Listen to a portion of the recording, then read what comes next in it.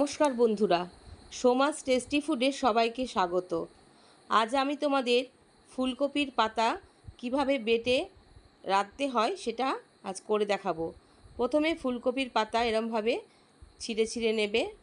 তারপর একটি কড়াইয়ে ফুলকপির পাতাগুলো দিয়ে দিতে হবে এবং ফুলকপির পাতা দিয়ে দেওয়ার পর তাতে ছোট গ্লাসের 2 গ্লাস জল দিয়ে দিতে হবে। জল দিয়ে দিলাম। তারপরে আমি পাতার ওপরে 1 চা চামচ পরিমাণ নুন দিয়ে দিলাম।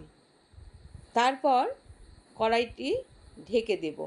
এই সময় গ্যাসের আঁচ সিম করে দিতে হবে।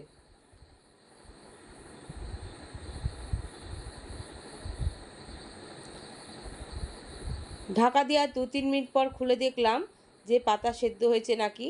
যদি সেদ্ধ না হয়ে থাকে তাহলে পাতাটা এপিট ওপিট করে আরও কিছুক্ষণ গ্যাসে রেখে সেদ্ধ করে নিতে হবে। তারপর জল ঝরিয়ে একটি মিক্সিং জারের মধ্যে নিয়ে নিতে হবে। সঙ্গে নিতে হবে রসুন ও কাঁচা লঙ্কা।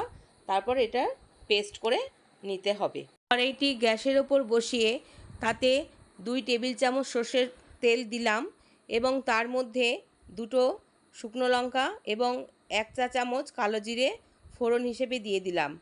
এটি নাড়াচাড়া করতে করতে যখন দেখা যাবে কালো জিরের একটা সেন্ট বেরিয়ে এসছে, তখন তৈরি করে রাখা পেস্টটা কড়াইয়ের মধ্যে দিয়ে দিলাম। পেস্টটা কড়াইয়ের মধ্যে দেওয়ার পরে নাড়াচাড়া করতে হবে যতক্ষণ না এটা শুকনো শুকনো হয়ে যায় এবং এই সময় দেখতে হবে যে লবণটা ঠিক আছে কি না। আমি এখানে আর একটু পরিমাণ লবণ দিয়ে দিলাম। তারপর এটি আবার নাড়াচাড়া করে আরও শুকনো শুকনো করতে হবে। এটি গরম ভাতের সঙ্গে খুব ভালো লাগে। এটা দিয়েই 1 থালা গরম ভাত খেয়ে নেওয়া যাবে, এত ভালো টেস্ট হয়। এই রেসিপিটি আপনাদের কেমন লাগলো আমাকে কমেন্ট করে জানাবেন। শুকনো শুকনো হয়ে যাওয়ার পর একটি সার্ভিং বলে আমি এটা নিয়ে নিলাম। তারপর তার ওপর দিয়ে 1 চামচ সর্ষের তেল ছড়িয়ে দিলাম। রেসিপিটি ভালো লাগলে আমার চ্যানেলটি সাবস্ক্রাইব করে দেবেন ও লাইক ও কমেন্ট করে দেবেন। তাহলে আবার দেখা হবে।